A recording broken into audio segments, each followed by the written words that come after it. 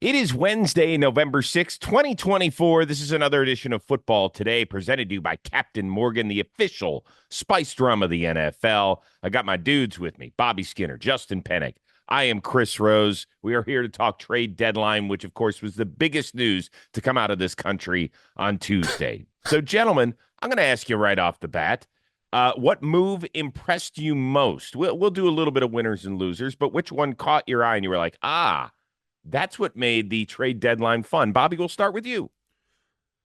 I don't think this is going to be the most impactful on like the NFL as a whole, but the Commanders going out and getting Marshall and Lattimore, they're a team that is playing really well. It's really hard to prepare for an offense. Defensively, not so much. They're a bad rushing defense, which that doesn't help this much. But they just felt like a team that could be taken advantage of with if any team that had like two decent outside wide receivers, they could be taken advantage of. And I think the Commanders are trying to take advantage of this, and they have control of Lattimore for the next 2 years with zero dead cap. So it's not like it's just a rental either. Yeah, no, I think it depends on what version of Marshawn Lattimore you're getting. Because going back to the run that he had of, even his rookie year, 2017 to 2021, his ability to make a play on the football, he would get a couple interceptions a year, but even getting those passes defensed in the teens. And 2021, he was top 3 in forced incompletion rate. And we've seen with Dan Quinn, with the corners that he had in Dallas for a couple years, we've seen, if you can get corners that can make plays on the football, that Dan Quinn's defense will put you in a position to get interception, force turnovers. And that's what made that Dallas defense so deadly and dangerous, is their ability to force turnovers year in and year out, despite turnovers being overall a pretty fluky stat. So if we're getting a Lattimore that's closer to what he was doing in 2021, he hasn't played a full season. He has played 7 games this year. I think he is struggling with a little bit of a hamstring injury that's kind of following him this year. But this is a great trade for the Commanders. And they still have a ton of draft picks as well. So, even though I would say it's also a good trade for the Saints too, it's a good trade for their 2026 cap space, not their 2025 cap space. And it's good for them rebuilding, getting all those picks. And it's also for the Commanders. You're not compromising your future either. You're getting a player that you hope can contribute this year, and then he can stay with you as well. So I love it for the Commanders. Who would have thought? This is why the NFL is so fun. Last year at the trade deadline, they sell 2 of their best defensive players, their edge rushers, Montez Sweat and Chase Young. And now they're back 1 year later, and they're talking about, hey, can we make a run at a Super Bowl? Awesome. Yeah, and I also did, I would like to echo the sentiment on the Saints, getting as many decent picks as they could. I thought that they did the best out of any team that actually recouped picks throughout the trade deadline, and even in the previous weeks where we saw moves made. 3rd, 4th, and then a 6th as well. And they give up Lattimore and a 5th round pick. I think that's pretty good. So we'll see. Once again, it's now up to Mickey Loomis, who's been there the better part of, it feels like, a half century, to do something with those picks. But for me, I want to focus on 2 AFC North teams that I thought they're moves that I don't think are going to make you go, oh my God, because that's not what the football trade deadline is. It's just not. I don't think you can compare it to the NBA. You can't compare it to Major League Baseball. These are kind of bit moves for the most part, it feels like. But I do want to applaud the Steelers for going out and getting a wide receiver who could help them on the outside in Mike Williams, and getting a 4th pass rusher in Preston Smith from the Green Bay Packers, whose best days are well behind him. But we're not talking about him coming in and playing 50 snaps a game. That's not what he has to do. He has to help out with TJ Watt, Alex Highsmith, with Herbig, and he's going to be their 4th best pass rusher. And then, of course, what the Baltimore Ravens did. I like what they did in taking shots without giving up virtually anything for Deontay Johnson and Tre'Davious White, who had lost his playing time out in LA with the Rams. They didn't give up anything. So if you're not going to give up anything and you get a couple of guys who have been successful at times in this league, it's worth a shot, in my opinion. Yeah, and it's just the Ravens that play the comp pick game. Now, the Steelers, I really like them giving up a 7th for Preston Smith. Why are team? I'm not convinced that Mike Williams just has anything left. I mean, it made this team desperate to go trade Devontae. Like, he has 12 catches on the year. They got a worse version of George Pickens, and they got him like they did. That's not the skill set that they're desiring. Now Russell Wilson that does play to his strengths a little bit. But you look at all the other wide receiver compensation, and for them to give up a fifth round for him when, Hopkins is getting a fifth round that can turn into a fourth or might be a fourth into a third. It just felt like I just don't think Mike Williams has much left, to be honest. He might not, but you know what? It's a fifth rounder. And I'm sorry, like fifth rounders. The Steelers do good with those, though. Yeah, they do.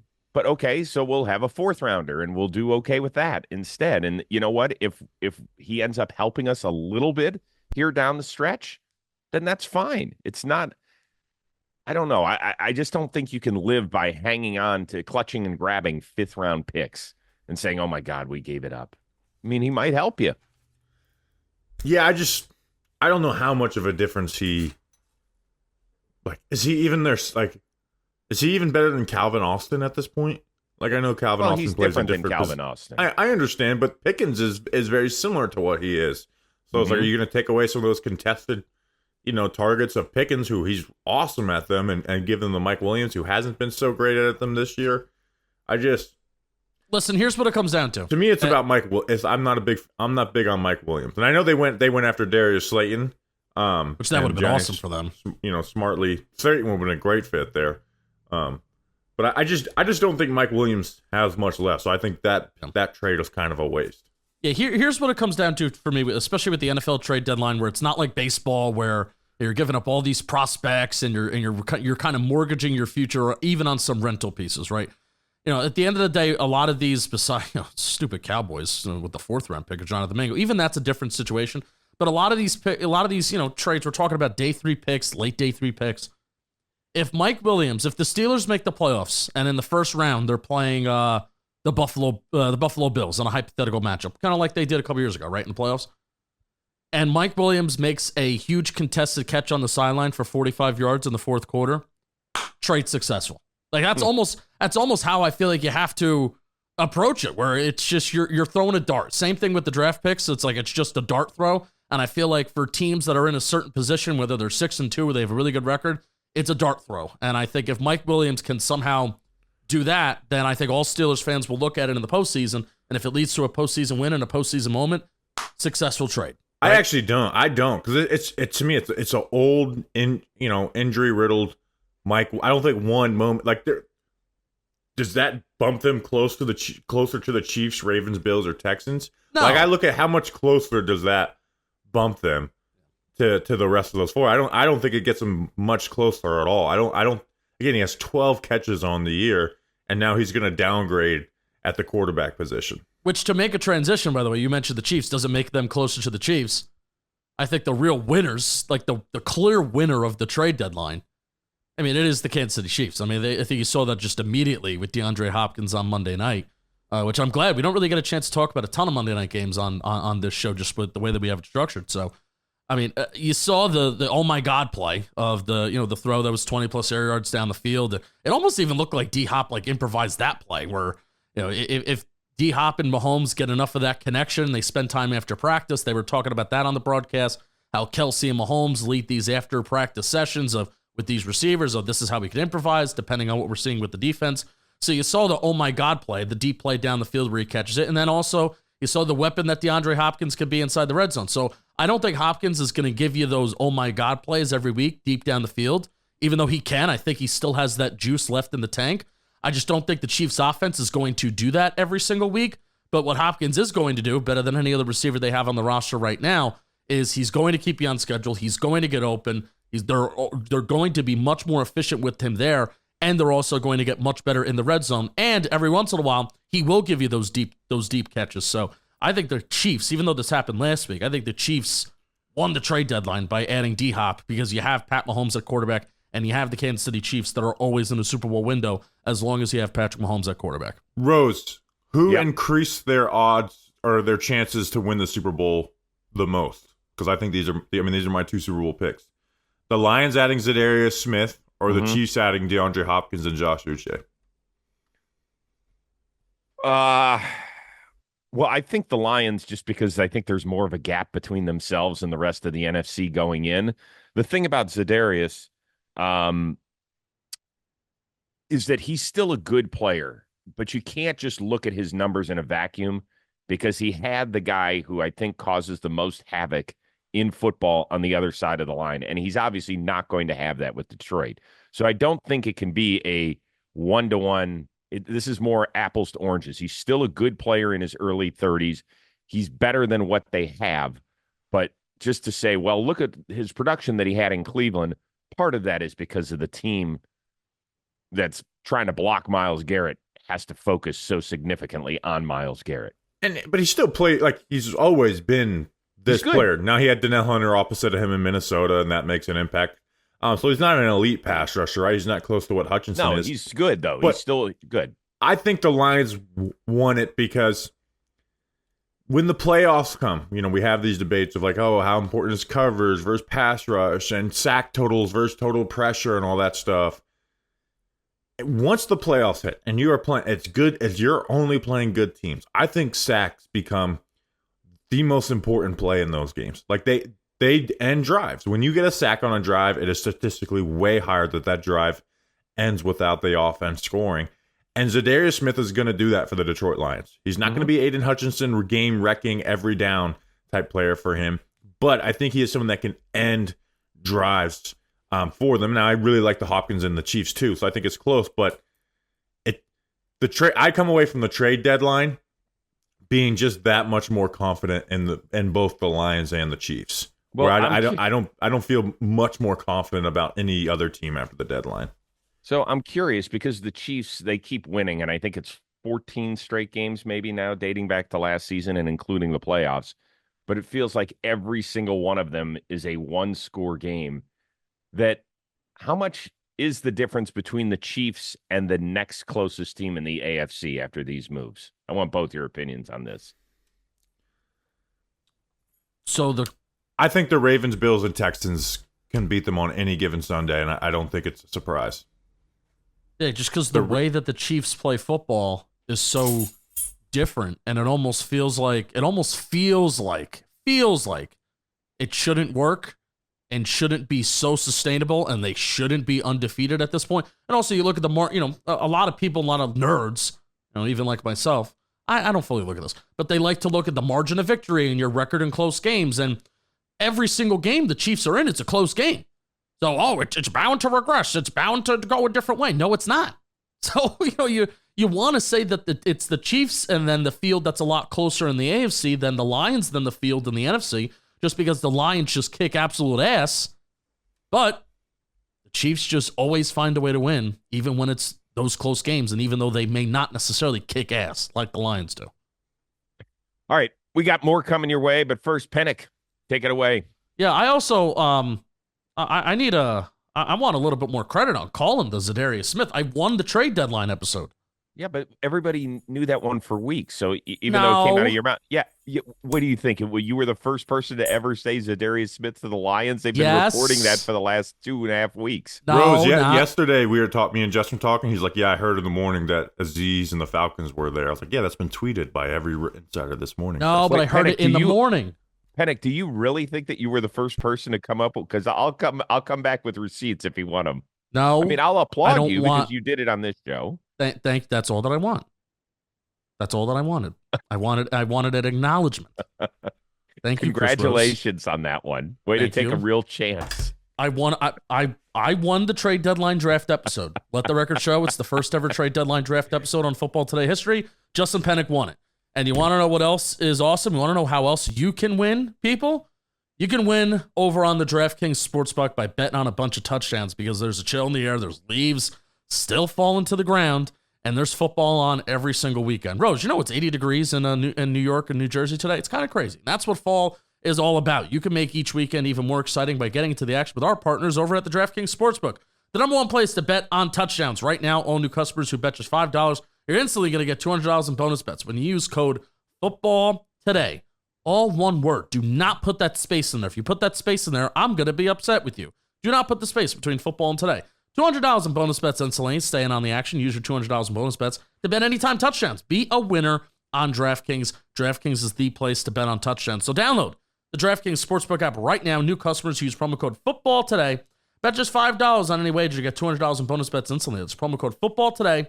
only at the DraftKings Sportsbook. Fellas, you will be glad you did. Glad you did. Certainly am. You know what? You mentioned a little bit about what the Cowboys did. Um, for people that did not see that, they picked up Jonathan Mingo from the Carolina Panthers for a fourth round pick.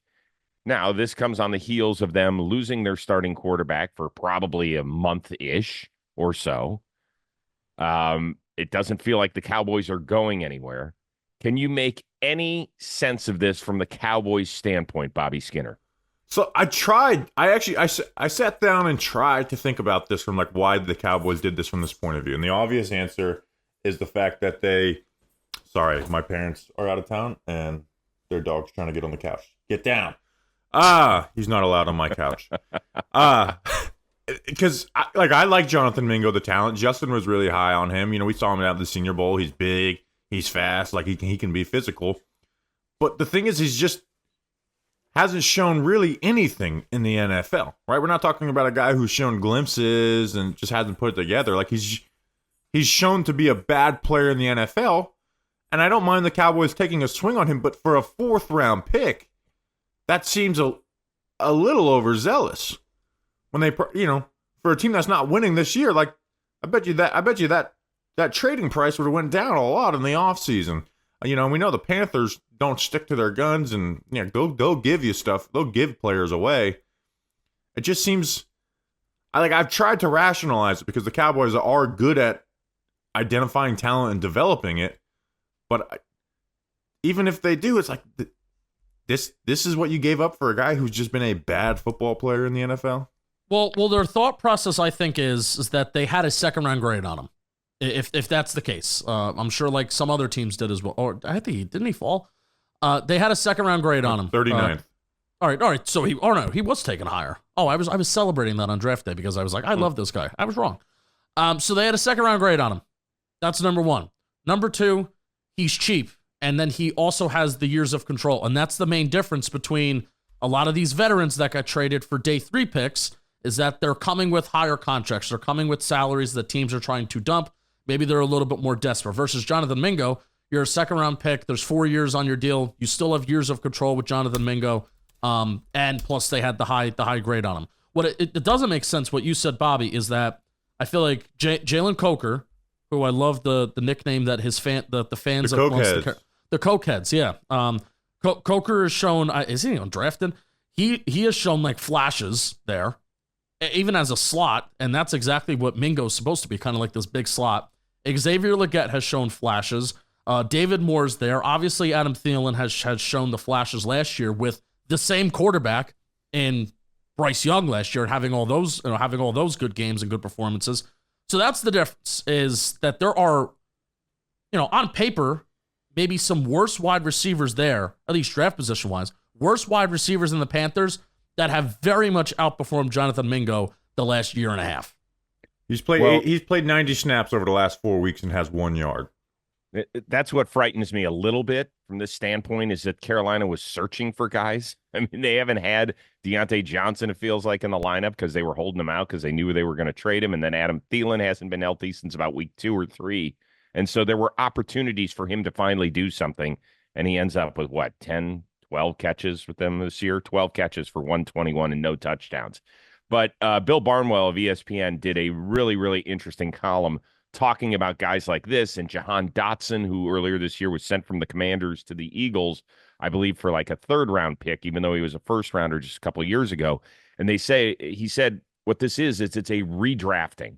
It's a redrafting by teams like the Cowboys and Eagles who had an eye on a guy in the draft, and he hasn't done it over the first 2 years for whatever reason, whether it's because of injuries or hasn't gotten the opportunity or has just fallen off a little bit. But we still trust enough in a guy who's got 2 more years of control to where we're going to take a flyer on him, even if it's worth a mid-round pick. So this is for the Dallas Cowboys for 2026 and 2027, or 2025 and 26. Sorry, I got my years ahead of myself. And that's the way you have to look at it. And we can't grade the trade today. You can't put a label on it, which I hate people doing because we live in such an instant gratification society. Everybody wants to know what was the trade grade. Well, I don't know, and I'm not going to know on Jonathan Mingo until after the year 2026. And I'm okay with waiting on the evaluation for the Cowboys on that one. And so, and part of what I was thinking about yesterday is like, is this the move that everyone ridicules, and then a year and a half from now, we're like, man, Mingo's turned into a player because Mingo's big, he's talented, he's fast, like he can do that, but he's never really shown it. Even at Ole Miss, he didn't have, he wasn't he was never the leading receiver on that team. Yeah. It was always a developmental pick, but the issue is that we're a year and a half in, and there's been no development. Yeah, that's the thing. Is like there's been like no flashes of good. There's just been no signs of life for this player. That's why I'm not on it. But if there's any team that I trust to like develop him, it is the Cowboys. They're very good at that. But I just think a fourth for that is rich, despite the fact that the cap costs and all that. And you brought up Jahan Dotson. Hell, he's less productive than Jonathan Mingo this year. And Dotson's someone who's put up like actually stats in the NFL. He has 7 catches on the season, and that includes games where A.J. Brown and Devontae Smith have been out. So now that was a move that was universally praised and they ended up sucking. So maybe this one will be the flip of that. Is there anything else with the trade deadline that wowed us before we get out of here and move on and then prep for our later in the week show? I mean, it's just, it's a bunch of could-be's. Amari Cooper actually missed last week's game. You think that he's going to help out the Bills at some point, whether that's in December or January. I thought the Bengals, they got kind of forced into action with the injury to Zach Moss. That's going to cost him the rest of the year. Thought they did a good job getting Khalil Herbert, who can back up Chase Brown now in Cincinnati. He might even play on Thursday night is what we're hearing. So I thought, that was just a solid move that'll help them a little bit. Unfortunately, he can't play defense. The cap space of the... No, go ahead, Bobby. Yeah, this is a little late, but Cam Robinson to the Vikings, left tackle was about to be a disaster for them. Cam Robinson hasn't been great, but like that helps them out a lot on a team that has real aspirations for this year. Like that's the other one where I feel like they can actually make an impact once we get into the games that matter the most, the playoffs. I just want to bring it because I think the salary cap ramifications around Marshawn Lattimore, I do think are kind of fascinating. Where I actually do think it's very slight, but it is more expensive for the Saints to trade him now as opposed to if they were to keep him on the roster next year. So the dead cap hit would have been higher than his cap hit heading into next year, I believe. So this is very much going to help their 2026 cap space, but their 2025 space and how they're going to manage that with certain contracts, certain guys that they're going to have to extend or kick money down the line again. I mean, it's going to be very, very fascinating to see how the Saints try and enter this rebuild. And even if they even enter a rebuild, I mean, clearly they are trying to with acquiring these picks, and that's good, and that's a good start. But that cap space is something to behold in whatever they're trying to do and accomplish over there. And I'm going to say this without having an answer, and I hate doing that because I like to have answers.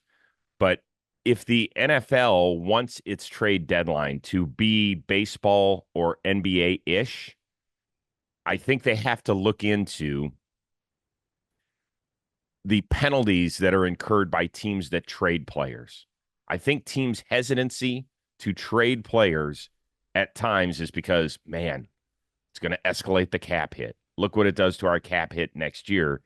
And if that's what prevents some of the fun from happening, I mean, look at the number of teams that have 2 wins this year. What are there, 9 teams right now? Yep. That have, I mean, that's almost a third of the league that halfway through the year only have 2 wins. That's disgraceful. So those teams are already looking ahead to 2025. Did they unload anybody where it's earth-shattering, where it could be a game changer come playoff team for another squad, and they get back a pick? Well, what was the highest pick that was traded back this year? A third? And that was only a couple of times? Like that doesn't get your energies going for either side. I would love to see, and I don't have an answer here, I would love to see the league come up with a way where it's not as penalizing when you make some sort of in-season trade. Yeah, it's just, unfortunately, that's the runoff of all these teams pushing back the cap Right. Year after year. But I mean, I think this trade deadline was like, I know the day of it wasn't super, but like, you remember the trade deadline in the 2000s, Rose? There was like maybe 4 trades. Maybe. Like, what was what's Dion Branch? Like, that was like, I remember that being like one of the biggest trade deadline, trades when he got traded from the Patriots to the Seahawks in '08 or whatever the fuck. Yeah, it was. but look at what they gave up for him. Didn't they give up like a couple of ones or a one or something? I don't think it was that much. Remember Jerry Rice got traded to the Seahawks? I think it was the same deadline. People forget about that. But like, you got Amari Cooper, Devontae Adams, DeAndre Hopkins. Like, that's 3 huge wide receiver names. Zadarius Smith is a big name pass rusher. Marshawn Lattimore has been a top corner in the NFL for a long time. So I actually think we did get a good amount. It just teams are doing it a little earlier than the actual day, it seems. Here's the last thing I'll say and you, Bobby, you brought up the run of wide receivers. If you're a DJ Moore, if you're maybe even a Waddle or a Tyreek Hill, if you're a veteran disgruntled wide receiver, all you have to do is maybe make a little bit of noise, and your team may be not as reluctant as you would think to trade you away. Because I think that's kind of, it's what we saw with Devontae Adams. I think the Titans were in a situation where it made sense to trade away DeAndre Hopkins.